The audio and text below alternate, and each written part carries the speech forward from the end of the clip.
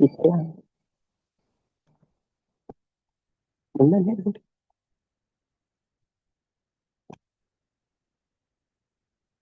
හරි. අපි පටන් ගන්න හදන්නේ චුම්බක ක්ෂේත්‍රයම. එතකොට මේකේ ප්‍රධාන කොටස් තුනයි. පළවෙනි කොටසේ තියෙන්නේ චුම්බක ක්ෂේත්‍රයක තියපු ධාරාව ගෙනියන සන්නායක දණ්ඩ බලය. දෙවෙනි එකේ තියෙන්නේ චුම්බක ක්ෂේත්‍රයක තියපු ආරෝපණයක් මත බලය. චලනය වන ආරෝපණයක් මත බලය. තුන්වෙනි එක බයෝසාවර්ට් නියමය. ඔන්න ඔය විදිහට ප්‍රධාන කොටස් තුනයි මේ පාඩමේ. මොනවාද කියලා ඉස්සරහට පැහැදිලි කරන්නම්. දැනට අයිඩියා එකක් තියාගන්න මේ පාඩමේ ප්‍රධාන කොටස් තුනයි. ඒ කොටස් තුන හරිම ලේසි. මේ පාඩමේ අන්තිමේ අපිට කතා කරන්න තියෙනවා ධාරා විද්‍යුතයයි චුම්බක ක්ෂේත්‍ර තියරි ඔය ආකාර දෙකේම තියරි එකතු වෙලා හැදෙන විද්‍යුත් චුම්බක ප්‍රේරණය කියන පාර්ට් එක. දැන් මේ චුම්බක ක්ෂේත්‍ර පාඩමේ අපිට සංකීර්ණ දෙයක් එහෙමට කතා කරන්න නැහැ. හැබැයි අරක චුට්ටක් සංකීර්ණයි. හරි. ටයිම් බලලා හිතුනොත් මම මේ සිකුරාදා දවසක විද්‍යුත් චුම්බක ප්‍රේරණය ෆිසිකල්ම කරලා දෙන්නම්. එහෙම බැරි වුණොත් බලමු මේ රෙකෝඩින් එකක්ම දාන්න. හරි. එතකොට මේ චුම්බක ක්ෂේත්‍රයක් කියලා කියන්නේ ස්වාධීන චුම්බක ද්‍රවයක් හෝ මොකද්ද ස්වාධීන චුම්බක ද්‍රවයක් කියන්නේ? අර ඕගොල්ලෝ දකින්නේ දණ්ඩ චුම්බක NS වගේ ඒවා. දණ්ඩ චුම්බක U චුම්බක මේවා තියෙන මේ එක ද්‍රවයකට අපි කියන්නේ චුම්බක ද්‍රවයක් ස්වාධීන චුම්බක ද්‍රවයක්. එතකොට ස්වාධීන චුම්බක ද්‍රවයක් හෝ චලනය වන විද්‍යුත් ආරෝපණයක් මත චුම්බක බලයක් ඇති කරන්න පුළුවන් අවකාශයට තමයි අපි කියන්නේ චුම්බක ක්ෂේත්‍රයක් කියලා. දැන් ඔයාලට අමතක දන්නෙත් නෑ අපි ගුරුත්වාකර්ෂණ ක්ෂේත්‍ර පාඩමේදී ගුරුත්වාකර්ෂණ ක්ෂේත්‍රයක් කියලා කිව්වේ මොකද්ද? ස්කන්ධයක් මත බලයක් ඇති කරන්න පුළුවන් ප්‍රදේශයට. ඊළඟට විද්‍යුත් ක්ෂේත්‍රයක් කිව්වේ මොකද්ද? ආරෝපණයක් ආරෝපණයක් මත බලයක් ඇති කළ හැකි ප්‍රදේශයට. දැන් අපි කතා කරන්නේ චුම්බක ක්ෂේත්‍රයක් කියන්නේ මොකද්ද කියලා. එතකොට චුම්බක ක්ෂේත්‍රයක් කියන්නේ ස්වාධීන චුම්බක ද්‍රවයක් හෝ චලනය වන විද්‍යුත් ආරෝපණයක් මත චුම්බක බලයක් ඇති කළ හැකි අවකාශයට. හරි. එතකොට මේ ස්වාධීන චුම්බක ද්‍රව තියෙනවනේ. ඔය චුම්බක ද්‍රව මතත් චුම්බක ද්‍රවවල අපි මේ ගන්න දණ්ඩ චුම්බකවල U චුම්බකවල ඒ වගේ චුම්බක ගුණ ඇවිල්ලා තින්නේ චලනය වන විද්‍යුත් ආරෝපණ නිසා තමයි. දැන් අපිට පිටතින් පේන්නේ මේක නිකන් ඝන වස්තුවක් වගේ. හැබැයි මේක ඇතුලේ ඉලෙක්ට්‍රෝන සංසරණය ඉලෙක්ට්‍රෝන චලනය නිසා තමයි මේක ඇතුලේ සිද්ධ වෙන ක්‍රියාවලියක් තියෙනවා. අපි සරලව කියමු මේක ඇතුලේ සිද්ධ වෙන ඉලෙක්ට්‍රෝන චලනය නිසා තමයි මෙයාට චුම්බක ගුණ ඇවිල්ලා තියෙන්නේ. එතකොට අනිවාර්යෙන් ඔය චුම්බක ක්ෂේත්‍රයක් ඇති වෙන්න නම් අනිවාර්ය අවශ්‍යතාවයක් තමයි විද්‍යුත් ආරෝපණ චලනය වීමක් තියෙන්න ඕනේ. මේක පේස්ට්‍රු MCQ එකක highlight කරලම අහලා තියෙනවා. අපි මේ ප්‍රශ්නේ සාකච්ඡා කරද්දි වැඩිදුර කතා කරමු. එතකොට තියාගන්න මේ චුම්බක වලට චුම්බක ගුණ ඇවිල්ලා තින්නේ එයාලගේ ඇතුලේ විද්‍යුත් ආරෝපණ චලනය වෙන නිසා. right. ඊළඟට සියලුම චුම්බක ප්‍රතිඵල මේ දැන් මම කියපු කාරණාවම තමයි. සියලුම චුම්බක ප්‍රතිඵල ඇතිවන්නේ චලන වන විද්‍යුත් ආරෝපණ හේතුවෙන්. මේක හරිම වැදගත් පොයින්ට් එකක්. ඊළඟට චුම්බක ක්ෂේත්‍රය අපගේ ඇසට නොපෙනේ. නමුත් චුම්බකයක් වටා මාලිමා කටු තැබීමෙන් හෝ යකඩ කුඩු ඉසීමෙන්හි පැවැත්ම හැඩය ප්‍රායෝගිකව ඔප්පු කර හැකිය. දැන් අපිට අවකාශය දිහා බැලුවා කියලා මෙතන චුම්බක ක්ෂේත්‍රයක් තියෙනවා මෙතන චුම්බක ක්ෂේත්‍රයක් තියෙනවා කියලා අඳුනගන්න බෑ. අපිට ඒක ඇහැට පේන දෙයක් නෙමෙයි. හැබැයි අපිට ප්‍රායෝගිකව ඒක තියෙන බව ඔප්පු කරගන්න නම් පුළුවන්. ඒක කොහොමද කරන්නේ?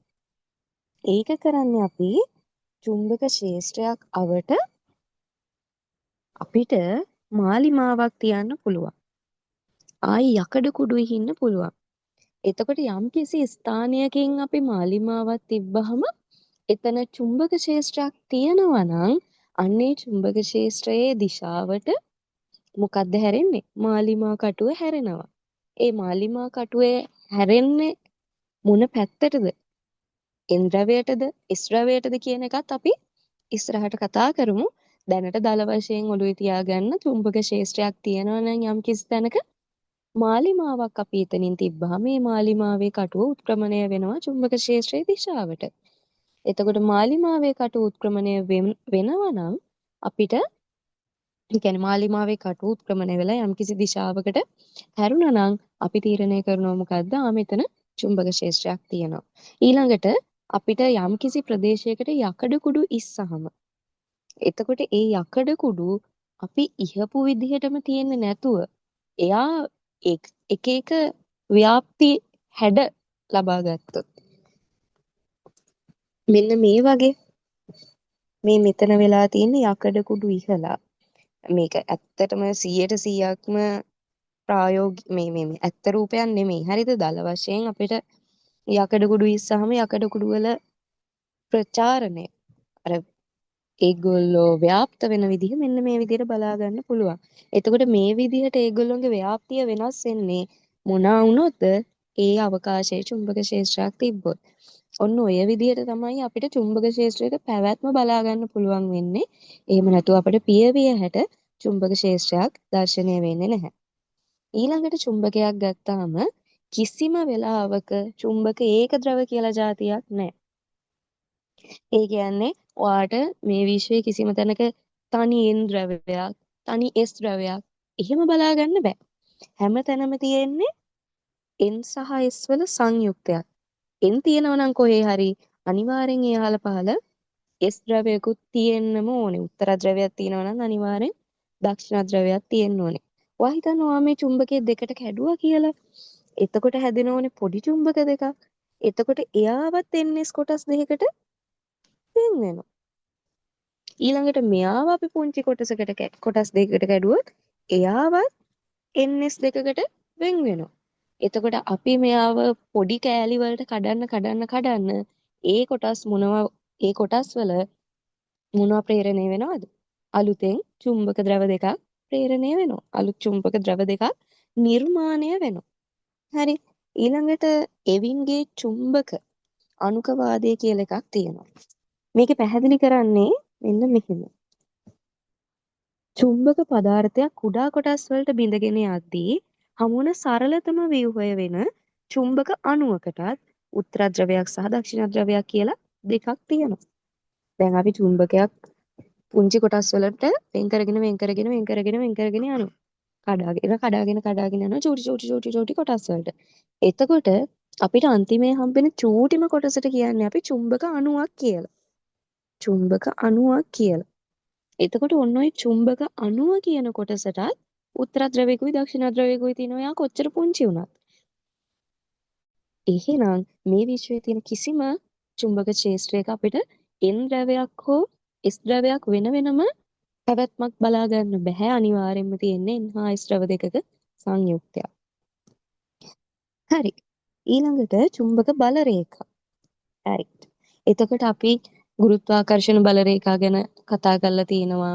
ඊළඟට ගුරුත්වාකර්ෂණ ක්ෂේත්‍රවලදී බල රේඛා ගැන කතා කරා.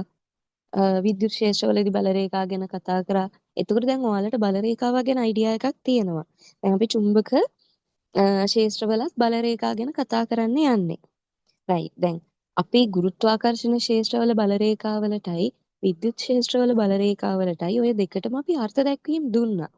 ඔයාලා මතක් කරලා බලන්න අපි ගුරුත්වාකර්ෂණ ක්ෂේත්‍රයක බල රේඛාවක් කියලා කිව්වේ මොකකටද?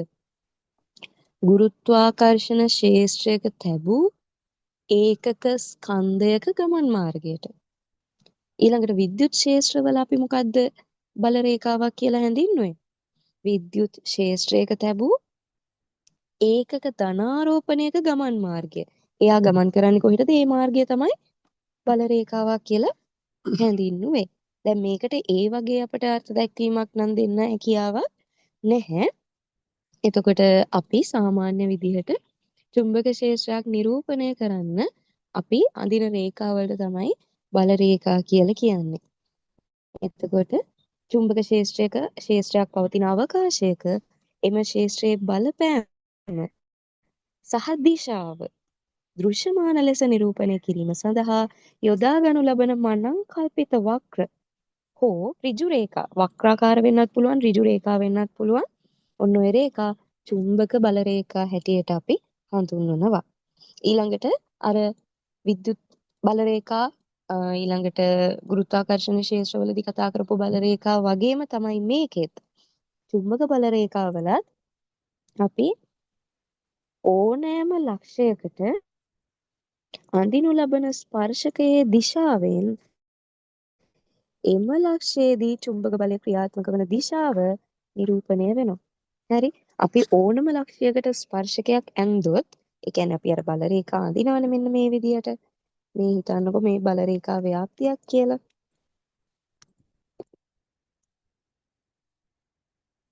දල වශයෙන් මම ඔන්න ඔය විදිහට බල රේඛා ව්‍යාප්තියක් ඇන්දා. එතකොට මේ ඕනම බල රේඛාවකට අපි ඇන්දොත් යම්කිසි ස්ථානයක් සලකලා ස්පර්ශකයක් ඔන්න ඔය ස්පර්ශකයේ දිශාවෙන් නිරූපණය කරන්නේ චුම්බක ක්ෂේත්‍රයේ දිශාව. චුම්බක ක්ෂේත්‍රයේ දිශාව. එහෙම නැත්නම් එම ලක්ෂය මත චුම්බක බලය ක්‍රියාත්මක වන දිශාව. එතකොට මේක අමුතුවෙන් කියා දෙන්න දෙයක් නැහැ. මේක ඕගොල්ලන්ට හුරුයි. මොකද ඒ ලක්ෂණය විද්‍යුත් බල රේඛා වලට තිබ්බා, ගුරුත්වජ බල රේඛා වලට තිබ්බා. දැන් මේ චුම්බක බල රේඛා වලටත් ඒවම කතා කරනවා. ඊළඟට චුම්බක බල රේඛාවල දිශානතිය. හරි. චුම්බක බල රේඛාවලට සම්මත දිශානතියක් තියෙනවා. ඒක අවකාශය අනුව අපි සලකනු ලබන අවකාශය අනුව කොටස් දෙකයි. චුම්බකයේ ඇතුලේ දැන් මේක අපි සලකන දණ්ඩ චුම්බකයක් සලකලා තමයි මෙතන චුම්බක බල රේඛා ඇඳලා තියෙන්නේ. එතකොට අපි සලකන්නේ චුම්බකයේ ඇතුලේ නම් ව්‍යාප්තිය බල රේඛාවල දිශාව එක දිශාවක්. අපි සලකන්නේ චුම්බකයෙන් පිටත නම් බල රේඛාවල දිශාව වෙනත් දිශාවක්. හරි. හොඳට මතක තියාගන්න චුම්බකයකින් පිටත අපි සාමාන්‍යයෙන් 80%ක් විතරම චුම්බකයකින් පිටත බල රේඛා තමයි නිරූපණය කරවන්නේ. චුම්බකයක ඇතුළත බල රේඛා අපි අඳින්නෙම නැති තරම්.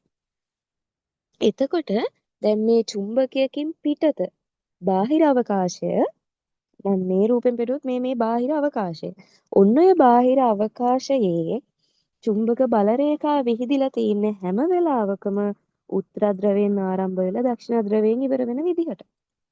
එතකොට මෙන්න උත්තර ධ්‍රවය මෙන්න දක්ෂිණ ධ්‍රවය. එතකොට කොහොමද බල රේඛාව ව්‍යාප්ත වෙන්නේ? උත්තර ධ්‍රවයෙන් පටන් ගන්නවා දක්ෂිණ ධ්‍රවයෙන් ඉවර වෙනවා. දැන් මේව මේ බාගෙට ඇඳලා නවත්තලා තිබ්බට මේගොල්ලොත් කැරකිලා ගිහිල්ලා දක්ෂිණ ධ්‍රවයෙන් ඉවර වෙනවා. මේ විදිහට. හරි මේගොල්ලොත් මේ විදිහට ගිහිල්ලා විහිදිලා දක්ෂිණ ධ්‍රවයෙන් ඉවර වෙනවා. මෙහෙන් ගිහිල්ලා දක්ෂිණ ධ්‍රවයෙන් ඉවර වෙනවා. එතකොට හොඳට මතක තියාගන්න චුම්බකයකින් පිටත අවකාශයේදී චුම්බක ක්ෂේත්‍ර චුම්බක බල රේඛා අපි අඳින්නේ උත්තර ධ්‍රවයේ ඉඳන් දක්ෂිණ ධ්‍රවය වෙතට. එතකොට චුම්බකයකින් පිටත අවකාශයේ චුම්බක ක්ෂේත්‍රය විහිදිලා තියෙන්නේ කොයි දිශාවේ කොයි විදිහටද උත්තර ධ්‍රවයේ සිට දක්ෂිණ ධ්‍රවය දක්වා. ඊළඟට චුම්බකයක අභ්‍යන්තර අවකාශයේ විශේෂත්වය තමයි එතනදී චුම්බක බල රේඛා විහිදෙන්නේ දක්ෂිණ ධ්‍රවයේ සිට උත්තර ධ්‍රවය දක්වා. දක්ෂිණ ධ්‍රවයේ සිට උත්තර ධ්‍රවය දක්වා. එතකොට චුම්බකයක් ඇතුළේ පෙන්නේ චුම්බකයක් ඇතුළේ බල රේඛා විහිදෙන විදිහ. එතකොට දක්ෂිණ ධ්‍රවයේ සිට උත්තර ධ්‍රවය දක්වා තමයි චුම්බක බල රේඛා විහිදෙන්නේ චුම්බකයක් ඇතුළේ. ඔන්න ඕක ඔළුවේ තියාගන්න අපි තව ඉස්සරහදී මේ චුම්බක බල රේඛා ඇඳලා පෙන්නනවා. එතකන් මේ ලක්ෂණේ ඔළුවේ තියාගෙන ඉස්සරහට යන්න. හරි. ඊළඟට අපි චුම්බක බල රේඛාවල ගුණාංග කතා කරන්න යන්නේ. දැන් මේකේ ගොඩක්ම අර අමුතුවෙන් කියලා ඉගෙන ගන්න දෙයක් නැහැ. අපි ගුරුත්වජ බල රේඛාවල ඉගෙන ගත්ත ඒවා විද්‍යුත් බල රේඛාවල ඉගෙන ගත්ත ගුණ ඒවම තමයි තියෙන්නේ. හරි. එතකොට චුම්බක බල රේඛාවක් වක ගුණාංගයක් තමයි මේක චුම්බක බල රේඛාවලට විතරක් ආවේනික ගුණාංගයක්. චුම්බක බල රේඛා සන්තතික සංවෘත පුඩු. මොකද්ද මේ සන්තතික සංවෘත පුඩු කියලා කියන්නේ? සන්තතිකයි කියන්නේ කිසිම කැඩීමක් බිඳීමක් නැහැ අංග සම්පූර්ණයි කියන එක. ඊළඟට සංවෘතයි කියන්නේ වැහිලා කියන එක. කොහෙන්වත් විවෘත භාවයක් නැහැ. දැන් අපි ගුරුත්වජ බල රේඛාවක් ඇන්දොත් දැන් ඔන්න ස්කන්ධයක් තියෙනවා. මේ ස්කන්ධය විසින් ඇති කරන ශේෂ්ත්‍රය මත අපි ඒකක ආරෝපණයක් තිබ්බොත් එයා මොකද වෙන්නේ? එයාගේ ගමන් මාර්ගය දැන් මෙතන ඒකක ධනාරෝපණයක් තිබ්බොත් එයාව මේ ස්කන්ධය දෙසට ආකර්ෂණය වෙන එක නෙවෙන්නේ. හැම වෙලේම ස්කන්ධ අතර හටගන්නේ මොන බල විතරද? ආකර්ෂණ බල විතරයි. එතකොට මෙන්න එයාගේ බල රේඛාව. මෙන්න එයාගේ බල රේඛාව. පටන් ගැම්මක් තියෙනවා, ඉවර වෙන තැනක් තියෙනවා. සන්තතිකයි තමයි. හැබැයි මෙයා සංවෘතයිද? නෑ. මෙයා පටන් ගැම්මක් තියෙනවා, ඉවරයක් තියෙනවා. සංවෘත නෑ. විද්‍යුත් බල රේඛාත් ওই විදිහටම තමයි. ඔන්න මෙතන ආරෝපණයක් තියෙනවා ධන Q කියලා. හරි. අපි ඒකක ධනාරෝපණයක් මෙයාගේ ධන 1යි කූලෝම් මෙයාගේ අහල පහලින් තිබ්බහම ඔය ධන 1යි කූලෝම් මෙයා වෙතර ආකර්ෂණය වෙනවද විකර්ෂණය වෙනවද? විකර්ෂණය වෙන්නේ. එහෙනම් කොහොමද බල රේඛාවෙන් දෙන්නේ? මේ ආරෝපණයෙන් පිටතට විකර්ෂණය වීම පෙන්වන්න. එතකොට මේගොල්ලන්ගේ විශේෂත්වය සන්තතිකයි තමයි. හැබැයි මොකද්ද වෙන්නේ? සංවෘත පුඩු නිර්මාණය කිරීමක් නෑ. ආරම්භයක් අවසානයක් තියෙනවා.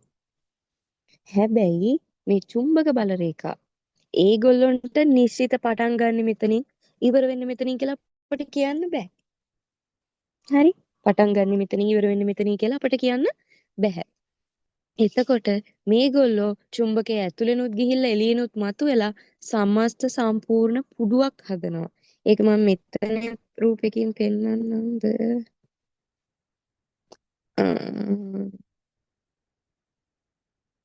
හරි කමන්නේ මේ දණ්ඩ චුම්බකයේම මම අඳින්නම්. එතකොට මෙන්න මෙයාව සලකන්නකෝ. මෙයා මේ විදියට චුම්බකයේ පිටතදී N ද්‍රවයේ සිට S ද්‍රවය දක්වා යනවා. එතනින් S ද්‍රවය තුලට ඇතුල් වෙලා එහෙමම N ද්‍රවයෙන් නැවතත් එළියට එනවා. මෙන්න මේ විදියට සංවෘත පුඩු තමයි හැම වෙලේම ඇති වෙන්නේ. මේ බල රේඛාව ගත්තොත් එයාට මම වැරදි කෙනාවනේ ඇඳලා තියෙන්නේ.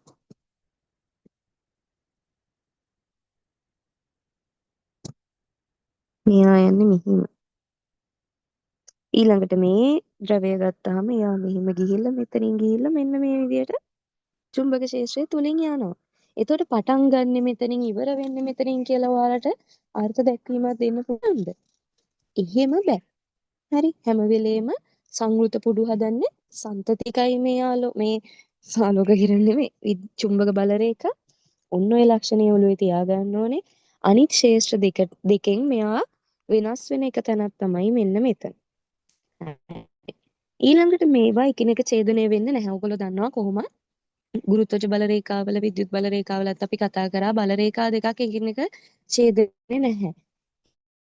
හේතුව දැන් ඔයා හිතන බල රේඛා දෙකක් එකිනෙක ඡේදනය වුණා කියලා. එතකොට අපි දන්නවා මෙහෙම දෙයක්. යම් කිසි බල රේඛාවකට අඳපු ස්පර්ශකයෙන් නිරූපණය කරන්නේ අන්නේ ස්ථානයේ චුම්බක ක්ෂේත්‍රයේ දිශාව. දැන් ඔයා මෙන්න මේ චුම්බක බල රේඛාවට තමයි මේ ස්පර්ශකයක් ඇඳේ. ඔයා මෙයාට ස්පර්ශකයක් අඳින ඔය ලක්ෂයේදීම මෙන්න මෙහෙට නෑ දෙන්නේ. එතකොට ඔයා බලන්න එකම ලක්ෂයේ චුම්බක ක්ෂේත්‍ර දෙකක් නිරූපණය කරලා. එහෙම බෑනේ. එක ලක්ෂයක් හරහා යන්නේ එක සඵල චුම්බක ක්ෂේත්‍රයක්. එතකොට එක දිශාවයි තියෙන්න පුළුවන්. දිශා 4-5ක් තියෙන්න බෑ. එහෙනම් මෙන්න මේ සංසිද්ධිය සිද්ධ වෙන්න බැරි නිසා මොකද වෙන්නේ? කිසිම විදිහකින් විද්‍යුත් මේ ඕනම බල රේඛා දෙකක් ඡේදනය වෙන්න බැහැ. ඊළඟට චුම්බක බල රේඛාවල ඝනත්වය. දැන් මෙතන එකම හරස් කඩක් හරහා ඕගොල්ලන්ට තේරෙනවා මෙතන ගිහින් තියෙන බල රේඛා 3යි. මෙතන බල රේඛා ගොඩක් ගිහිල්ලා. එතකොට යම් හරස් කඩක් හරහා බල රේඛා විශාල ප්‍රමාණයක් ගමන් කරනවා නම් එතනදි වෙන්නේ චුම්බක ක්ෂේත්‍ර තීව්‍රතාවය ප්‍රබලයි. චුම්බක බල රේඛා ගොඩාක් තියෙනවා නම් එතන චුම්බක ක්ෂේත්‍රය ප්‍රබලයි. ඊළඟට චුම්බක බල රේඛා ගණන පොඩ්ඩයි නම් තියෙන්නේ චුම්බක බල රේඛා. එතන චුම්බක ශ්‍රාව ඝනත්වය එහෙම නැත්නම් චුම්බක ක්ෂේත්‍ර තීව්‍රතාවය දෙකෙන්ම කියවෙන්නේ එකම දෙයක්. හරි? ඒ වචන දෙකෙන්ම දැන් අපි ගුරුත්වාකර්ෂණ ක්ෂේත්‍ර පාඩමේදී ගුරුත්වාකර්ෂණ ක්ෂේත්‍ර තීව්‍රතාවය කියන වචනේ පාවිච්චි කරා. විද්‍යුත් ක්ෂේත්‍ර තීව්‍රතාවය පාවිච්චි කරා විද්‍යුත් ක්ෂේත්‍ර පාඩමේදී. ඊළඟට චුම්බක ක්ෂේත්‍ර තීව්‍රතාවය කියන වචනේ පාවිච්චි කරන්නේ නැහැ අපි. චුම්බක ක්ෂේත්‍ර පාඩමේදී ඒ වෙනුවට පාවිච්චි කරන්නේ චුම්බක ශ්‍රාව ඝනත්වය කියන වචනේ. එතකොට ඒකේ අර්ථය වෙන්නේ චුම්බක ක්ෂේත්‍ර තීව්‍රතාවය කියන අර්ථයම තමයි. එතකොට අපි යම් හරස් කඩක් සැලකුවොත් ඒ හරස් කඩ හරහා විශාල බල රේඛා ප්‍රමාණයක් ගමන් කරලා තියෙනවා නම් එතනදී චුම්බක ශ්‍රාවය ප්‍රබලයි, චුම්බක ක්ෂේත්‍රය ප්‍රබලයි. එතනදී චුම්බක ක්ෂේත්‍රය චුම්බක ශ්‍රාවය ප්‍රබල නැහැ. ඊළඟට ඒකාකාර චුම්බක ක්ෂේත්‍ර සහ ඒකාකාර නොවන චුම්බක ක්ෂේත්‍ර. හරි. අපි ඒ වඳුනගන්නේ මෙන්න මෙහෙමයි. යම් ප්‍රදේශයක් සැලකුවාම චුම්බක බල රේඛා එකිනෙකට ඍජු, සමාන්තර සහ සමාන පරතර වලින් පිහිටනවා නම් ඍජු රේඛා එකිනෙකට සමාන්තරයි, ඒ වගේම ඒව අතර පරතර සමානයි. මේ චුම්බක බල රේඛා දෙකක් අතර පරතරය සමානයිනේ මේ රූපේ. එතකොට ඔන්න ඔය විදිහට බල රේඛා පැතිරීමක් තියෙනවා නම් යම් තැනක අන්න ඒ තැන ඒකාකාර චුම්බක ක්ෂේත්‍රයක් තමයි තියෙන්නේ. ඊළඟට මෙතන ගත්තාම මෙතන ඍජු රේඛා නෙමෙයි තියෙන්නේ. රේඛා වක්‍රාකාර රේඛා තියෙන්නේ.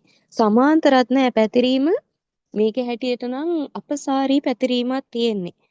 හරි. එතකොට ඈතට යන්න යන්න පරතර වෙනස් වෙනවා. එතකොට මෙතන ක්ෂේත්‍රයේ ඒකාකාර ක්ෂේත්‍රයක් නෙමෙයි. රයිට්. එතකොට ඒකාකාර ක්ෂේත්‍රයක තියෙන වැදගත් ක්ෂේත්‍රයක හැම ලක්ෂයකම චුම්බක බලයේ විශාලත්වය සහ චුම්බක බලයේ දිශාව කොහේ ගත්තත් නියතයි. අපි මේ ලක්ෂය සැලකුවත් ඒ ලක්ෂයේ මත චුම්බක බලයේ විශාලත්වය සහ දිශාව මෙන්න මේ වගේ ලක්ෂයක් සැලකුවොත් ඒ ලක්ෂයේ ඒ අගයන්ටම සමානයි. මේ වගේ ලක්ෂයක් සැලකුවොත් ඒකෙත් ඒ අගයම ඒ දිශාවටම තියෙන චුම්බක ක්ෂේත්‍රය සඳහා. හරි. එතකොට උදාහරණයකට දීලා තියෙනවා C චුම්බකයක අතරමැද කලාපය හෝ C චුම්බකයක හෝ U චුම්බකයක අතරමැදි කලාපයේ පැතිරීම. මේ තියෙන C චුම්බකයක අතරමැදි කලාපයේ ඔන්න ඔය විදිහේ පැතිරීම ඒකාකාර චුම්බක ක්ෂේත්‍රයක්. U චුම්බකයකත් එහෙමයි. මම ඇඳපු U චුම්බකයේ මේ මම දාලා තියෙන රූපේ නම් එච්චරම පැහැදිලි නෑ. මේ රේඛා සමාන්තරව යන්න ඕනේ. හරි. එතකොට මේ තියෙන්නේ ඒකාකාර චුම්බක ක්ෂේත්‍රයක් මේ විදිහට රේඛා සමාන්තරව සමාන පරතර වලින් ඍජුව ගමන් කරලා තියෙනවා නම් හරි. ඊළඟට පෘෂ්ඨීය ලම්බකතාවය. මේකත් හරි වැදගත් ලක්ෂණයක්. මේක අපි කතා කරලා තියෙනවා විද්‍යුත් ක්ෂේත්‍ර පාඩමේ. මේක ෆෝකස් කරලා තියෙනවා සෙකන්ඩ් ශෛලියන හෝ තර්ඩ් ශෛලියන ළමයිකන් 2025 50 වෙනි MCQ එකේ මේ තියරි එක චුම්බක ක්ෂේත්‍ර පාඩමට අදාළව නෙමෙයි විද්‍යුත් ක්ෂේත්‍ර පාඩමට අදාළව චෙක් කරලා තියෙනවා. හැම වෙලේම චුම්බක බල රේඛා චුම්බක ද්‍රවවල පෘෂ්ඨයෙන් පිටතට විහිදෙද්දී හෝ චුම්බක ද්‍රවවල පෘෂ්ඨයක් වෙත ඇතුල් වෙද්දී ඒ පෘෂ්ඨයට ලම්බකයි. ඒ පෘෂ්ඨයට ලම්බකයි. හරි. දැන් මේ මම දාපු රූප ටිකේ ඒ ලක්ෂණේ එච්චරම ක්ලියර්ලි මේ ෆෝකස් වෙලා නැහැ ඇත්තටම. හරිද? එතකොට මේ බල රේඛා චුම්බක ක්ෂේත්‍රයෙන් පිට වෙද්දි පිට වෙන්න ඕනේ මේ පෘෂ්ඨයට ලම්බකව. පිට වුණාට පස්සේ තමයි ඒගොල්ලොම වක්‍ර වෙන්නේ. ඒතර මේ මුල්ලකින් වගේ යනවා නම් එතනදි ලම්බකතාවයක් බලන්න බෑ. මේ වගේ තැන් ගත්තොත් මේ වගේ තැන් වලින් චුම්බක ක්ෂේත්‍රය එළියට යන්න ඕනේ. ක්ෂේත්‍ර රේඛා එළියට යන්න ඕනේ. මෙතන ඇතුල් වීමක් නේ තියෙන්නේ ස්ත්‍රවයන් නිසා. චුම්බක ක්ෂේත්‍ර රේඛා ඇතුල් වෙන්න ඕනේ පෘෂ්ඨයට ලම්බකව. මෙන්න මේ විදිහට ලම්බකව. මෙතනින් එන් ද්‍රවයෙන් චුම්බක ක්ෂේත්‍ර රේඛා පිටතටනේ යන්නේ. ඒතර ඒගොල්ලෝ පිට වෙන්න ඕනේ මේ පෘෂ්ඨයට ලම්බකව. එතකොට මේ හැම තැනකටම ඔය ලක්ෂණේ පොදුයි. මේ මෙතන මේ වක්‍ර රේඛා ඇඳිලා තියෙන ළමයි. ඔය වක්‍ර රේඛා ඇති වෙන්නේ මේ කෙළවරින් නෙමෙයි. මේ මුළු දෙකෙන් හරියටම බැලුවොත් එන්න ඕනේ. රයිට්. ඉතුරු තැන්වලදී පෘෂ්ඨයට ලම්බකයි. එතකොට මේ පිට වෙන ලම්බකව.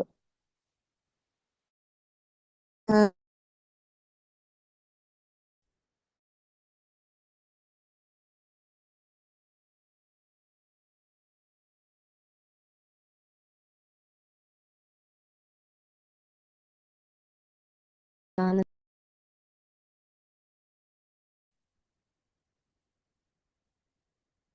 රයිට් මම අද ක්ලාස් එක පටන් ගන්නම්. එදා මම ක්ලාස් එකේ එදා කිව්වට කලින් කොටස නවත්තපු තැනින් කලින් කොටස ඉවර වෙච්ච තැනින් තාම ඉන්නේ අපි චුම්බක ක්ෂේත්‍රවල ඉන්ට්‍රොඩක්ෂන් එකේ. හරි. එතකොට දැන් අපි පෘෂ්ඨීය ලම්බකතාවය කියන ගුණය තමයි කතා කර කර ඉඳියේ බල රේඛා සම්බන්ධයෙන්.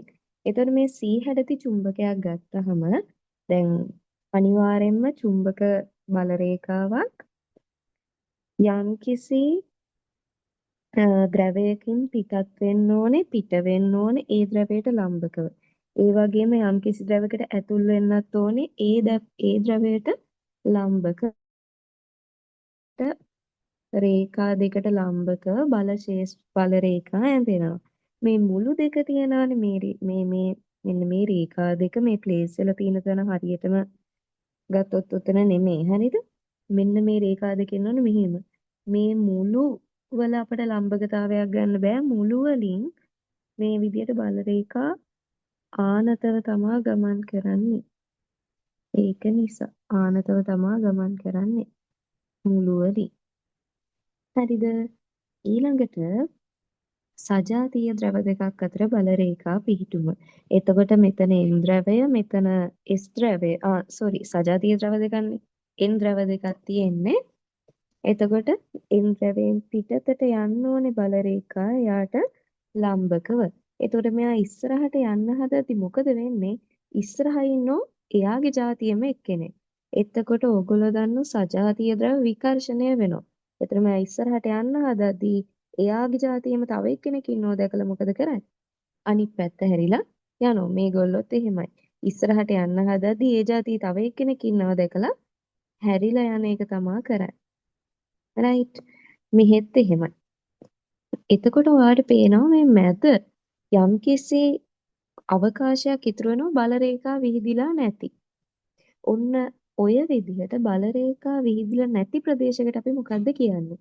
ඒක ඔයාලට මතක ඇති අපි විද්‍යුත් ක්ෂේත්‍ර පාඩමේ හරියට කතා කරා. ඊළඟට ඒක නැතත් ගුරුත්වාකර්ෂණ ක්ෂේත්‍ර පාඩමේ ඉගෙන ගත්ත මතකෙන් ඔයාලා දැනගන්න ඕනේ බල රේඛා විහිදිලා නැත්තම් යම්කිසි ප්‍රදේශයක ඒ ප්‍රදේශයේ උදාසීන ඒ ප්‍රදේශය අපි හඳුන්වන්නේ උදාසීන ප්‍රදේශයක් කියලා. යම්කිසි ලක්ෂයක් සැලකුවොත් ඒ ලක්ෂය හඳුන්වන්නේ උදාසීන ලක්ෂයක් කියලා. ඊළඟට සන්නායකයක් ගත්තාම මේ ධාරාවක් ගෙන යන සන්නායකයක් මේ එයාගේ අවට කොහොමද චුම්බක ක්ෂේත්‍රය විහිදෙන්නේ? එතකොට ඔයාගේ අතේ දකුණු අතේ හරිද? මහපට ගිල්ල යොමු කරොත් ධාරාව ගලන දිශාවට ඔයාගේ අතේ ඉතුරු ඇඟිලි ටික යොමු වෙන දිශාව කොහෙද? වාමාවර්තව නේද? එතකොට ධාරාව ගලන දිශාවට මහපට ගිල්ල යොමු කරාම ඔයාගේ අතේ ඉතිරි ඇඟිලි යොමු වන දිශාව තමයි චුම්බක ක්ෂේත්‍රය විහිදෙන දිශාව වෙන්නේ. එතකොට මෙන්න මේ විදියට වාමාවර්ත පුඩු ඇති කරමින් තමයි චුම්බක ක්ෂේත්‍රය අපි නිරූපණය කරන්නේ. ඊළඟට U චුම්බකයක් අවට. U චුම්බකයක් අවටත් අර සංසිද්ධියම තමයි පෘෂ්ඨයට ලම්බකව පිට වෙන්න ඕනේ අනිත් ද්‍රවයට ලම්බකව ඇතුළු වෙන්න ඕනේ. ලම්බකව පිට වෙන්න ඕනේ. ලම්බකව ඇතුල් වෙන්න ඕනේ. හරිද? මේකෙත් එහෙමයි. දැන් මේ බල රේඛා මේ පරිනාලිකාවට මෙතන නම් ඇත්තටම හරියටම පෘෂ්ඨ දෙකක් නැහැනේ NS කියලා. ඒක නිසා අපිට එහෙම ලම්බකතාවයක් මේකේ හරියටම බලා ගන්න බැහැ. සාපේක්ෂ NS ද්‍රව එහෙමට පැහැදිලිව නැති නිසා. එතකොට අපි මෙතනදි බලන්නේ මෙන්න මේ කොයිල් එක. කොයිල් එකට ලම්බකව පිට වෙන්න ඕනේ. කොයිල් එකට ලම්බකව ඇතුළු වෙන්න ඕනේ. එතකොට ඒගොල්ලෝ මෙතනින් පස්සේ මොකද වෙන්නේ? මෙන්න මේ විදියට සංවෘත පුඩු හදමින් ක්ෂේත්‍රය නිර්මාණය කරගන්නවා. මේ විදියට සංවෘත පුඩු. එතකොට මේ තුන් දෙනාගේ පුඩුව සම්පූර්ණ නොකලත් මේ තුන් දෙනාට ආවේනික පුඩු තුනක් තියෙනවා. අනිවාර්යයෙන්ම චුම්බක ක්ෂේත්‍රයේ එක ලක්ෂණයක් තමයි සංවෘත පුඩු පැවතීම. ඊළඟට අපි මාලිමාවක් ගත්තහම ඒ මාලිමාවේ උත්තර ද්‍රවයේ යොමු වෙන්නේ අපි මේ අඳිනවනේ මේ බල රේඛා ඔන්න ඔය බල රේඛාවේ ඊතලේ ඔන්න ඔයා මෙතනින් මාලිමාවක් තියෙනවා. එතකොට මේ බල රේඛාව මේ බල රේඛාවට අපි ස්පර්ශකයක් ඇන්දොත් ඔන්න ස්පර්ශකයේ දිශාව තියෙන්නේ මෙහෙටනේ. එතකොට අපි මෙතනින් මාලිමාවක් තිබ්බොත් මාලිමාවේ කටුව කැරකෙන්නේ ඔන්න ඔය දිශාවට. රයිට්. අපි මේ වගේ තැනක් ගමු. අපි මේ වගේ තැනකින් මාලිමාව තිබ්බොත් කටුව යොමු වෙන්නේ කොයි පැත්තටද? මෙන්න මේ පැත්තට. හරි. මේ වගේ තැනකින් මාලිමාව තිබ්බොත් කටුව යොමු වෙන්නේ මේ පැත්තට. එතකොට කටුව යොමු වෙන්නේ මොන පැත්තටද? මේ S ද්‍රවය වෙතට. S ද්‍රවය දක්ෂිණ ද්‍රවය වෙතට තමයි කටුව යොමු වෙන්නේ. දැන් ඕගොල්ලෝ පටල ගන්න එපා. එහෙම වෙන්නේ කොහොමද? මාලිමාවෙන් පෙන්වන්නේ උතුරනේ. එයා කොහොමද දක්ෂිණ ද්‍රවයට හැරෙන්නේ කියලා. එතකොට ඒක අපි බලන්නේ මේ පෘථුවි චුම්බක ක්ෂේත්‍රය බලන්න. අපි පෘථුවියේ ඉඳන්නේ මාලිමාව තියන්නේ. එතකොට පෘථුවියේ උත්තර ද්‍රවය තමයි මේ. පෘථුවියේ චුම්බක දක්ෂිණ ද්‍රවය තමයි මේ. එතකොට චුම්බක වශයෙන් දක්ෂිණ ද්‍රවය තමයි භූගෝලීය වශයෙන් උතුර වෙන්නේ. එතකොට මාලිමාවක කටුව කැරකෙන්නේ චුම්බක දක්ෂිණ ද්‍රවයට. චුම්බක දක්ෂිණ ද්‍රවය වෙන්නේ භූගෝලීය උත්තර ද්‍රවය. එතකොට මාලිමාවක් යොමු වෙන්නේ කොයි දිශාවටද? භූගෝලීය වශයෙන් උතුරු දිශාවට. ඒකයි ඕගොල්ලෝ අර කියන්නේ මේ අපිට මාලිමාවෙන් උතුර බලා ගන්න පුළුවන් කියලා. හරි. එතකොට ඊළඟ කොටස චුම්බක ක්ෂේත්‍රයක මාලිමාවක හැසිරීම සහ පෘථුවි චුම්බකත්වයේ බලපෑම. හරි. භෞතික විද්‍යාත්මක නියමයන්ට අනුව මාලිමාවක අවසාන නිශ්චල පිහිටීම අපට අවස්ථා දෙකක් යටතේ වෙන් කළ අඳුන ගන්න පුළුවන්. එකක් බාහිර චුම්බක ප්‍රභවයක් තියෙනකොට බාහිර චුම්බක ප්‍රභවයක් නැතිකොට. එතකොට මාලිමාවක කටුව කැරකිලා නිශ්චල වෙන පොයින්ට් එක. රයිට්. පොයින්ට් එක බාහිර චුම්බක බලපෑමක් තියෙනවා නම් එක දිශාවකට යොමු වෙන්නේ. බාහිර චුම්බක බලපෑමක් නැත්තම් වෙනත් දිශාවකට තමයි යොමු වෙන්නේ. අපි බලමු මේ කියන දේ තේරුම මොකක්ද කියලා. අපි පරීක්ෂණයේ පවත්වන අවකාශයවට වෙන කිසිම ස්ථිර චුම්බකයක් නැහැ. විද්‍යුත් ධාරාවක් ගලාගෙන යන සන්නායකයක් නැහැ. එතකොට මාලිමාව මත බලපෑමක් ඇති කරන එකම දේ මොකද්ද? පෘථුවි චුම්බක ක්ෂේත්‍රය. හරිද? මාලිමාව මත බලපෑමක් ඇති කරන්නේ පෘථුවි චුම්බක ක්ෂේත්‍රය විතරයි. එතකොට මාලිමාවේ කටුව යොමු වෙන්නේ කොහෙටද? පෘථුවි චුම්බක ක්ෂේත්‍රයේ දිශාවට. හරිද? ඊළඟට දැන් ඔයා හිතන්නකෝ බාහිර චුම්බක ප්‍රභවයක් තියෙනවා කියලා මේ අවකාශය ඇතුලේ. අපි මාලිමාව තිබ්බහම ඒ මාලිමාව තියෙන තැන පෘථුවි චුම්බක ක්ෂේත්‍රයක් තියෙනවා. මම මේ පැත්තට නම් කරේ පෘථුවි චුම්බක ක්ෂේත්‍රය. ඊට අමතරව මේ පැත්තටත් චුම්බක ක්ෂේත්‍රයක් තියෙනවා මොකක් හරි. ඔයාලා හිතන්නකෝ කාන්දමක් තියලා තියනවා කියලා. එතකොට ඒ කාන්දම නිසා මේ පැත්තට චුම්බක ක්ෂේත්‍රයක් හටගන්නවා. දැන් මාලිමාවේ කටුව යොමු වෙන්නේ මේ චුම්බක ක්ෂේත්‍රයත් පෘථුවි චුම්බක ක්ෂේත්‍රයක් කියන දෙකේම සංප්‍රයුක්තය ක්‍රියා කරන දිශාවට. එතකොට සංප්‍රයුක්ත ක්ෂේත්‍රයේ දිශාවට තමයි මේ අවස්ථාවේදී මාලිමාවේ කටුව යොමු වෙන්නේ. එතකොට අපි මාලිමාව තියන් ඉන්න තැන තියෙන්නේ පෘථුවි චුම්බක ක්ෂේත්‍රය විතරයි නම් මාලිමාවේ කටුව කැරකිලා පෙන්වන්නේ අපට පෘථුවි චුම්බක ක්ෂේත්‍රයේ දිශාව. ඊට අමතරව අපි මාලිමාව තියන් ඉන්න තැන පෘථුවි චුම්බක ක්ෂේත්‍රයට අමතරව තව තියෙනවා නම් වෙනත් බාහිර චුම්බක ක්ෂේත්‍රයකුත්. මොකද වෙන්නේ? එතකොට ඒ ක්ෂේත්‍ර දෙකේම සංප්‍රයුක්තයේ බලපෑම තියෙන දිශාවට තමයි මාලිමාවේ කටුව යොමු වෙන්නේ. හරි. ඊළඟට මෙන්න මෙහෙම තැනුත් තියෙනවා.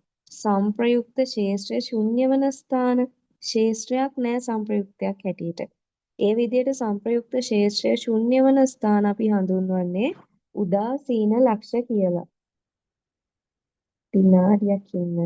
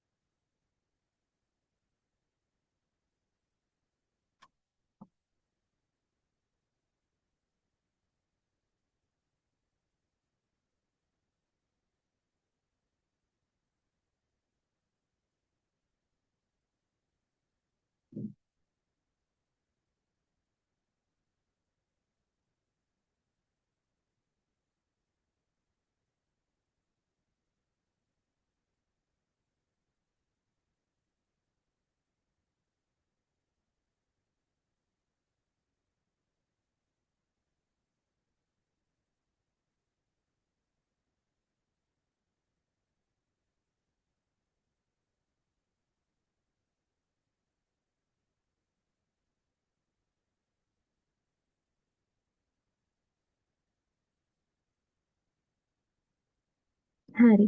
එතකොට සංප්‍රයුක්ත ශේෂ්ත්‍රය සංප්‍රයුක්තයක් හැටියට ශේෂ්ත්‍රයක් නැති ලක්ෂ නැති ස්ථාන අපි හඳුන්වන්නේ උදාසීන ලක්ෂ කියලා.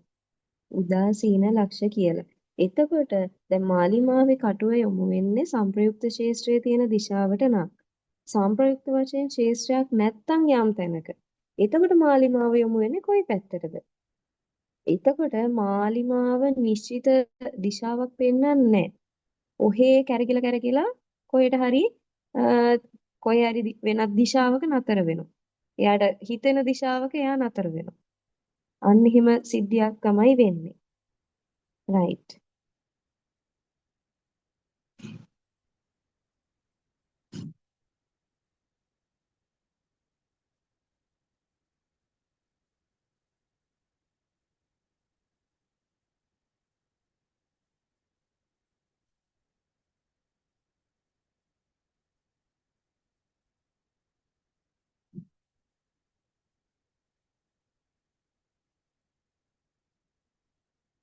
හරි. ඊළඟට පෘථිවි චුම්බක ක්ෂේත්‍රය. පෘථිවිය සලකන්නේ අභ්‍යන්තරයේ මහා පරිමාණ දණ්ඩ චුම්බකයක් තියෙන වස්තුවක් හැටියට. හරිද? අභ්‍යන්තරයේ මහා පරිමාණ දණ්ඩ චුම්බකයක් තියෙන වස්තුවක් හැටියට මෙන්න පෘථිවිය මේක ඇතුලේ තියෙනවා හෙන විශාල දණ්ඩ චුම්බකයක්. එතකොට මේ දණ්ඩ චුම්බකයේ උත්තරද්‍රව්‍ය පිහිටලා තියෙන්නේ භූගෝලීය වශයෙන් දක්ෂිණ ද්‍රවයේ කියන්නේ. ඕගොල්ලෝ කියන්නේ දකුණු දිශාව කියලා. දකුණු දිශාවේ තියෙන චුම්බක උත්තරද්‍රවය. අපේ උතුරු පෘථුවියේ උතුරු දිශාවේ තියෙන චුම්බක වශයෙන් දක්ෂිණද්‍රවය. ඔක හොඳට දැනගෙන ඉන්න ඕනේ ඔයාලා. ඊළඟට භූගෝලීය උත්තරද්‍රවය ළඟ තියෙන්නේ පෘථිවි චුම්බක ක්ෂේත්‍රයේ දක්ෂිණද්‍රවය. භූගෝලීය උත්තරද්‍රවය පැත්තේ තියෙන ඒක තමයි දැන් මම පැහැදිලි කරේ. භූගෝලීය වශයෙන් උත්තරද්‍රවය ගාව තියෙන චුම්බක දක්ෂිණද්‍රවය භූගෝලීය දක්ෂිණද්‍රවය ගාව තියෙන පෘථිවි චුම්බක උත්තරද්‍රවය. ඊළඟට දැන් ඕගොල්ලෝ දන්නවා චුම්බක ක්ෂේත්‍ර රේඛාව විහිදෙන්නේ N ද්‍රවයේ සිට S ද්‍රවය දක්වා. N සිට S දක්වා. එතකොට ඔය මං ඇඳලා තියෙන්නේ පෘථිවි චුම්බක ක්ෂේත්‍රයක බල රේඛා වල විහිදීම. එතකොට මේ චුම්බකයකට චුම්බකය හරි මැද්දෙන් අපි චුම්බකයට ලම්බකයක් ඇන්දොත් ඒකට අපි කියන්නේ චුම්බක සමකය. ඊළඟට පෘථුවියේ උතුරු දකුණ තියෙනවානේ. අන්න ඒ රේඛාවේ පෘථුවියේ උතුරු දකුණ යා කරන රේඛාවේ හරි මැද්දෙන් ඊට ලම්බකව රේඛාවක් ඇන්දොත් ඒක මොකද්ද? භූගෝලීය සමකය මෙනම් කරලා තියෙන අපි දන්න සමකය. එතකොට අපිට අලුත් දෙයකට තියෙන චුම්බක සමකය ගන්නේ මේ දණ්ඩ චුම්බකයේ හරි මැද්දෙන් අපි ලම්බකයක් ගැහුවොත් අන්න ඒ රේඛාවෙන් නිරූපණය කරන්නේ චුම්බක සමකය. ඊළඟට අපි ඔයාලා හිතන්න මේ මෙන්න මේ ලක්ෂය සලකනවා. එතකොට මේ මන් තද කළු ඊතලයකින් පෙන්නලා තියෙන්නේ මේ ලක්ෂයට ඇඳපු ස්පර්ශකේ. ඒතර ඔය ස්පර්ශකයෙන් පෙන්නන්නේ පෘථිවි චුම්බක ක්ෂේත්‍රයේ දිශාව. එතකොට අපිට මේ පෘථිවි චුම්බක ක්ෂේත්‍රයේ දිශා දෙකකට බෙදන්න පුළුවන්. එකක් තමයි මෙන්න මේ පෘථිවි කේන්ද්‍රය දෙසට තියෙන සංරචකය. අනිත් එක ඊට ලම්බක සංරචකය. එතකොට මේ ලම්බක සංරචකය කෙලින්ම පෘථිවි පෘෂ්ඨයට සමාන්තරයි. පෘථිවි පෘෂ්ඨයට සමාන්තරයි. එතකොට මේ පෘථිවි පෘෂ්ඨයට සමාන්තර සංරචකයට අපි කියන්නේ පෘථිවි චුම්බක ක්ෂේත්‍රයේ තිරස් සංරචකය කියලා. ඊළඟට පෘථිවියට ලම්බක පෘථිවි පෘෂ්ඨයට ලම්බක වෙන සංරචකයට අපි කියන්නේ පෘථිවි චුම්බක ක්ෂේත්‍රයේ සිරස් සංරචකය කියලා. හරි. පෘථිවි චුම්බක ක්ෂේත්‍රයේ සිරස් සංරචකය කියලා. එතකොට අපි මාලිමාවක් තිබ්බහම ඕගොල්ලෝ දන්නවා මාලිමාව අපි පොළවේ මාලිමාව තියන් ඉද්දි මාලිමාව තියෙන්නේ පෘථුවියට සමාන්තරව. පෘථුවි පෘෂ්ඨයට සමාන්තරවනේ මාලිමාව පිහිටන්නේ. ඒතර මාලිමාවේ කටුව පිහිටන්නේ කොහෙටද? පෘථුවි පෘෂ්ඨයට සමාන්තරව. මාලිමාවේ කටු ටික කටුව ඔයාලා දන්නෝ මේ රේඛාවෙන් නිරූපණය වෙන සිරස. නිකන් හරියට ගුරුත්වත්වරණය ක්‍රියාත්මක වන දිශාව ගත්තොත් ගුරුත්වත්වරණය ක්‍රියාත්මක වෙන්නේ පොළව තුලටනේ. ඒ වගේ. දැන් ඔයාලගේ මාලිමාවේ කටුව පොළව තුල පොළව තුලට විහිදෙන්නේ නැහැනේ. එයා පොළවට සමාන්තරව කැරකෙන එක තමයි වෙන්නේ. අන්න ඒ වගේ යන්නේ මේකෙදි එතකොට ඔයාලා තේරුම් ගන්න ඕන දේ මාලිමාවේ කටුව කැරකෙන්නේ පෘථුවි පෘෂ්ඨයට සමාන්තර ප්‍රදේශයක නම් සමාන්තර දිශාවකට නම් පෘථුවි සමස්ත පෘථුවි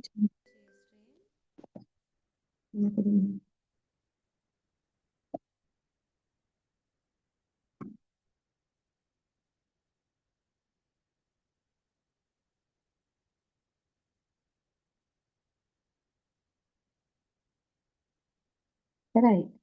එතකොට මාලිමාවේ කටුව කැරකෙන්නේ පෘථුවි පෘෂ්ඨයට සමාන්තර දිශාවකට නම් සමස්ත චුම්බක ක්ෂේත්‍රයෙන් පෘථිවි පෘෂ්ඨයට සමාන්තරව ක්‍රියාත්මක වෙන්නේ චුම්බක ක්ෂේත්‍රයේ තිරස්සන් රචකයේ විතරයි නං මොකද්ද වෙන්නේ අපිට ඇත්තටම මාලිමාවෙන් පෙන්වන්නේ මොකද්ද පෘථිවි චුම්බක ක්ෂේත්‍රයේ තිරස්සන් රචකයේ දිශාව පෘථිවි චුම්බක ක්ෂේත්‍රයේ තිරස්සන් රචකයේ දිශාව ඔක හොඳට ඔළුවේ තියාගන්න මොකද පාස් පේපර්ස් වල ප්‍රශ්නවල දීලා තියෙනවා පෘථිවි චුම්බක ක්ෂේත්‍රයේ තිරස්සන් රචකය මෙහිමයි අර මෙහි කියලා.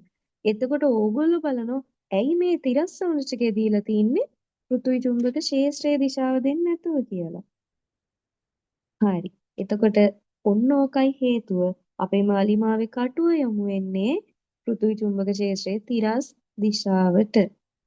හරි. අපි ඊළඟ කොටසට යන්න කලින් බලමු ප්‍රශ්නයක් කරන්න.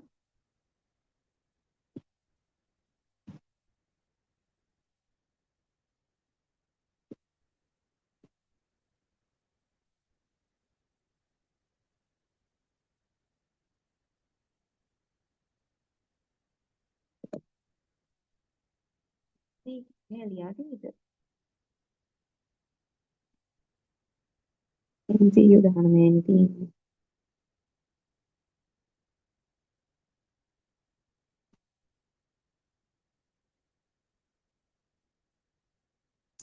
හත්වෙනි ගාන බලන්නකෝ. දැන් මේ රෙකෝඩින් එකක් නේ මෙතන දෙන්නේ ඔයාලට. ඔයාලා මේ වීඩියෝ එක පෝස්ට් කරලා මේ ප්‍රශ්නේ කරන්න. කරලා ඉවර වෙලා මේකේ විවරණේ බලන්න. හරි. මම මේ ඩිස්කෂන් එක බලන්න. එකපාරට මේක දිහාම අහන් ඉන්න එපා. මම දැන් වීඩියෝ එක ඇතුලේ ඔයාලට හදන්න වෙලාවක් දෙන්නේ නැහැ. හරි.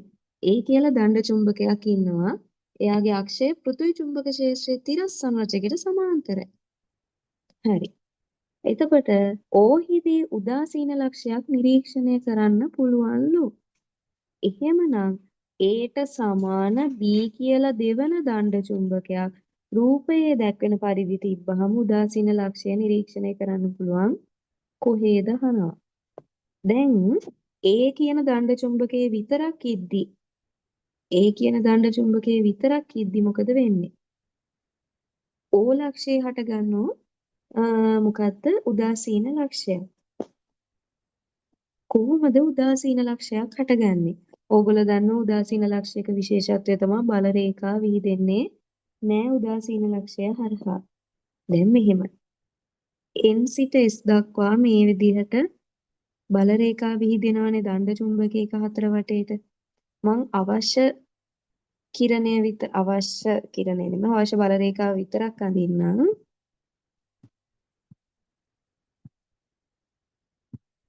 N සිට S දක්වා මෙහෙම බල රේඛා විහිදෙනවා. ඔන්න ඔය විදිහට. එතකොට මේ O කියන ලක්ෂයේ උදාසීන ලක්ෂයක් ඇති වෙන්න නම් මොකද්ද වෙන්න ඕනේ? මේ දණ්ඩ චුම්බකයේ නිසා සිරස්ව පහළට O ලක්ෂය හරහා චුම්බක ක්ෂේත්‍රයක් හිටියානම් අර මේගොල්ලෝ කියනනේ දණ්ඩ චුම්බකයේ පෘථිවි චුම්බක ක්ෂේත්‍රයේ තිරස්සනචිකට සමාන්තර වෙන විදිහටයි තියලා තියෙන්නේ කියලා. එහෙනම් පෘථිවි චුම්බක ක්ෂේත්‍රයේ තිරස්සනචිකේ ක්‍රියාත්මක වෙන්නේ මෙයාට සමාන්තරව. එතකොට පෘථිවි චුම්බක ක්ෂේත්‍රයේ තිරස්සනචිකය සිරස්ව පහළට ඉඳියොත්ද O මත උදාසීන ලක්ෂයක් හටගන්නේ සිරස්ව ඉහළට ඉඳියොත්ද? ඔබ්වියස්ලි ඔයාලට පේනවා මේකේ දණ්ඩ චුම්බකයේ මගින් නැති කරන සංරචකයේ සිරස්ව පල්ලෙහාට නම් දණ්ඩ චුම්බකයේ මගින් නැතිවන ශේෂ්ත්‍රයේ බලපෑම තියෙන සිරස්ව පහළට නම් පෘථුවි චුම්බක ශේෂ්ත්‍රයේ තිරස් සංරචකයේ තියෙන්න ඕනේ සිරස්ව ඉහළට මෙයාට සමාන්තරව. එතකොට මේ දෙන්නගේ බලපෑම නිෂේධනය වෙලා මේ ලක්ෂයේ චුම්බක ශේෂ්ත්‍රය මොනා වෙලා යන්න පුළුවන්ද? චුම්බක ශේෂ්ත්‍රය නැති වෙලා යන්න පුළුවන්. එයා උදාසීන ලක්ෂයක් වෙන්න පුළුවන්. ඔය පදනමෙන් තමයි ඒගොල්ලෝ කිව්වේ ඕලක්ෂයේ උදාසීන ලක්ෂයක් තියෙනවා කියලා. එතකොට මේකෙන් අපට එන ප්‍රතිඵලය මොකද්ද? පෘථුවි චුම්බක ක්ෂේත්‍රයේ දිශාව කොහෙටද කියලා. පෘථුවි චුම්බක ක්ෂේත්‍රය තියෙන්නේ මෙන්න මේ පැත්තට. එතකොට එක ලක්ෂයක් හරහා නෙමෙයිනේ චුම්බක ක්ෂේත්‍රයක් විහිදෙන්නේ. මේ විදිහට මේ ඒරියා එක පුරා පෘථුවි චුම්බක ක්ෂේත්‍රය සිරස්ව ඉහළට විහිදෙනවා. එහෙට අමාරුයි නේද මේ කලර් එක?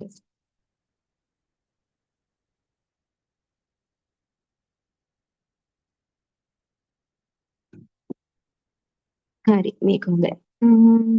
එතකොට දැන් මේගොල්ලෝ කියන්නේ ඒ වගේම චුම්බක ක්ෂේත්‍රයක් B වලත් තිබ්බොත් ඒට සමාන B නම් දෙවන දණ්ඩ චුම්බකයක් රූපයේ දැක්වෙන පරිදි තිබ්බහම උදාසීන ලක්ෂය නිරීක්ෂණය කළ හැක්කේ කොහෙද අහනවා. right. දැන් ඔයාලා දන්නවා n සිට s ද්‍රවය දක්වානේ චුම්බක ක්ෂේත්‍රය විහිදෙන්නේ. එතකොට මම B ගේ චුම්බක ක්ෂේත්‍රය කහ පාටින් නිරූපණය කරන්නම්. B ගේ චුම්බක ක්ෂේත්‍රය මෙන්න මේ පැත්තට තමයි විහිදෙන්නේ. එතකොට ඕගොල්ලෝ දන්නවා පෘථිවි චුම්බක ක්ෂේත්‍රය තියෙන්නේ තේ පැත්තටම තමයි. සිරස්ව ඉහළට. එතකොට උදාසීන ලක්ෂයක් දැන් නිරීක්ෂණය කරන්න පුළුවන් කොහේද?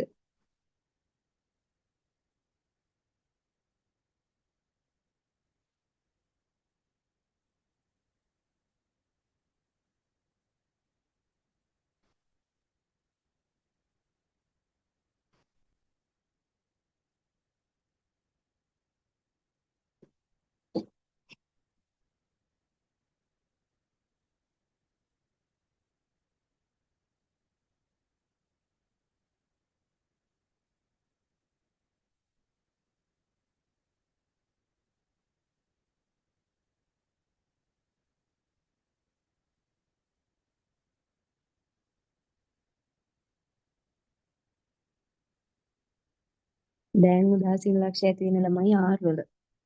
බලන්න කොහොමද ඒක ඇති වෙන්නේ කියලා. මෙන්න මේ R ලක්ෂය. මෙතන මත තියනවා සිරස්ව පහලට මේ A ගේ බලපෑම. ඊළඟට මෙන්න මේක ඔයාලා දැනගෙන ඉන්න බෑ මේ ගාන හදන්න. චුම්බකයකින් ඈතට යන්න මොකද වෙන්නේ? එයාගේ චුම්බක බලපෑම අඩු වෙනවා. හරිද? චුම්බක බලපෑම අඩු වෙනවා, ප්‍රබලතාවය අඩු වෙනවා. හැබැයි දැන් පෘථිවි චුම්බක ක්ෂේත්‍රය කියන්නේ ළමයි මහා විශාල ක්ෂේත්‍රයක්. මම මේ රෝස පාටින් අදින පෘථිවි චුම්බක ක්ෂේත්‍රය එයාගේ විශාලත්වය මේ හැම තැනකටම එකම ප්‍රමාණයෙන් තමයි බලපාන්නේ.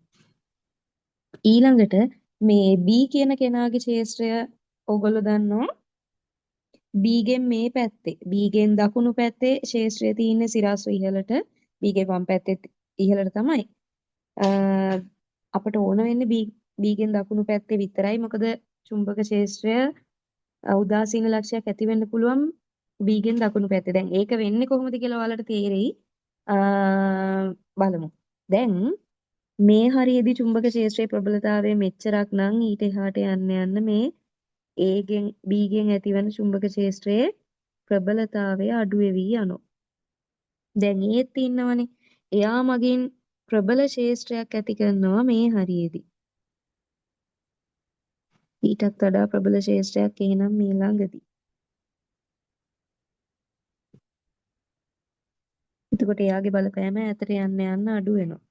එතකොට මෙයාට ਸਰව සම එකක් නේ B කියන්නේ. එතකොට එයාගේ මේ හරියේදී ලොකු චුම්බක ක්ෂේත්‍රයක් ඇති වෙනවා. ඈතට යන්න ක්ෂේත්‍රයේ බලපෑම අඩු වෙනවා.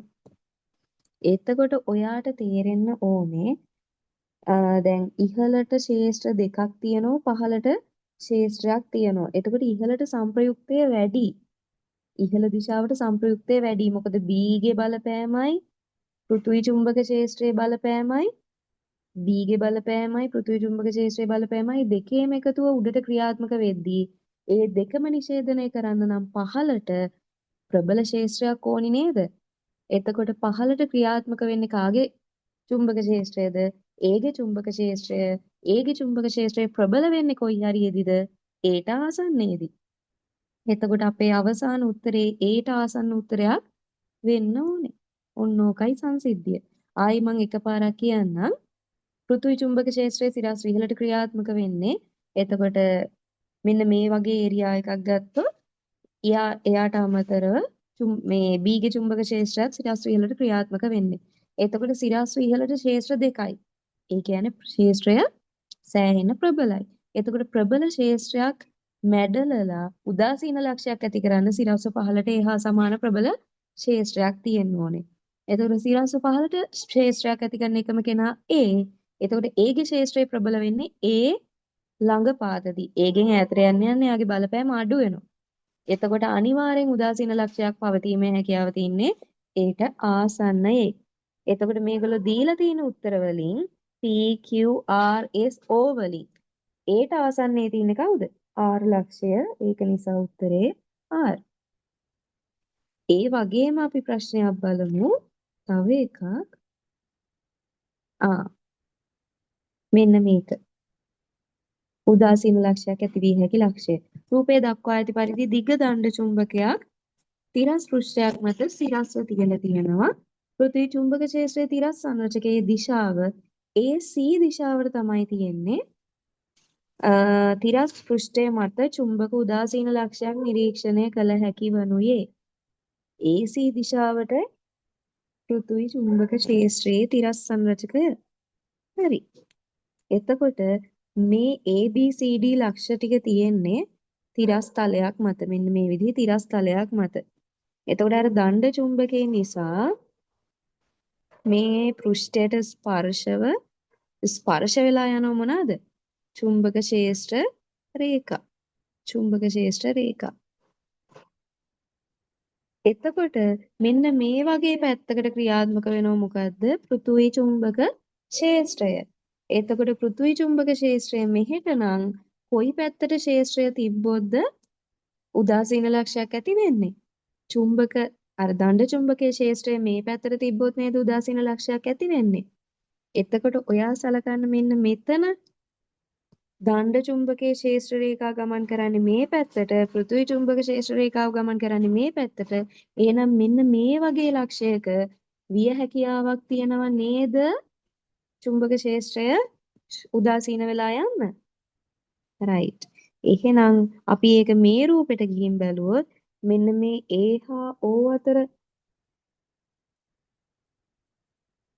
ප්‍රදේශයක තමයි උදාසීන ලක්ෂයක් ඇතිවීමේ විය හැකියාව තියෙන්නේ. එතකොට මේ රූපෙට අනුව මම ඇන්දොත් මෙන්න මේ විදිහට තමයි බල රේඛා විහිදෙන්නේ. මෙයාගේ එතකොට පෘථිවි චුම්බක ක්ෂේත්‍රයට අදාළ බල රේඛාව මේ පැත්තට. රයිට්. එයාත් හරි. මේකත් එහෙම ප්‍රශ්නයක් පස්වෙනි එක. P කියන්නේ රූපේ පෙන්වා ඇති පරිදි ලැබූ චුම්බක දෙකක් අතර P කියන්නේ උදාසීන ලක්ෂයක් ලු. B කියලා තවත් ඒකාකාර චුම්බක ක්ෂේත්‍රයක් චුම්බක දෙක මගින් ඇති කරන ක්ෂේත්‍ර මත අධිස්ථාපනය කළොත් උදාසීන ලක්ෂයට මොකද වෙන්නේ? හරි. කොහොමද උදාසීන ලක්ෂය ඇති වෙන්නේ කියලා ඕගොල්ලෝ බලන්න. N සිට S දක්වා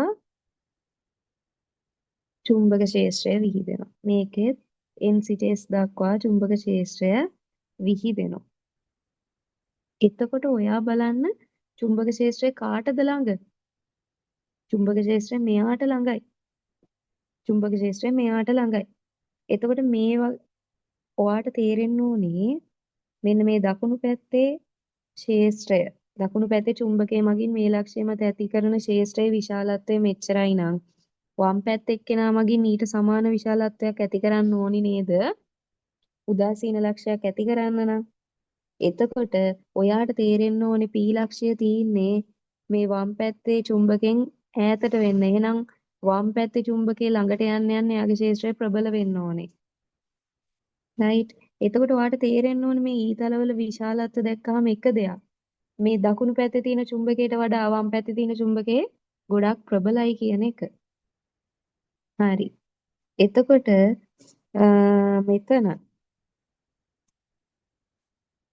B කියලා ඒකාකාර චුම්බක ක්ෂේත්‍රයක් මෙයාලා මත නිර්මාණය මේ හරිය ඇති වෙනවලු. එතකොට උදාසීන ලක්ෂයට මොකද වෙන්නේ?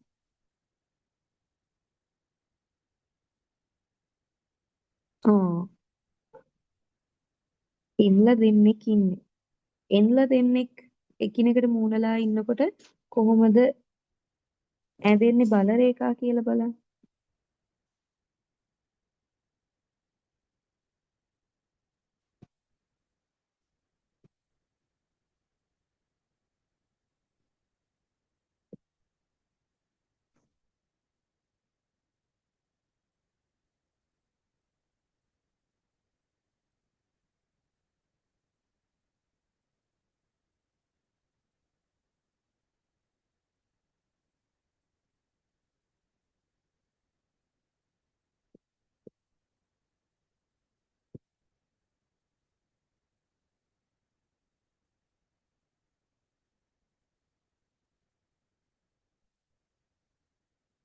ඔන්න ඔය විදිහට තමයි බල රේඛා ඇඳෙන්නේ. මේගොල්ලෝ අහන්නේ B නම් තවත් ඒකාකාර චුම්බක ක්ෂේත්‍රයක් චුම්බක දෙක මගින් නැති කරන ක්ෂේත්‍ර මත අධිස්ථාපනය කළොත් උදාසීන ලක්ෂය ඇති වෙන්නේ කොහේද කියලා. කොහේද ඇති වෙන්නේ? B කියන එක්කෙනා තිරස්නේ ළමයි. B කියන එක්කෙනා තිරස්. එතකොට තිරස් බලපෑම නැති වෙන්න බලපෑම එන්න ඕනේ මේ පැත්තට.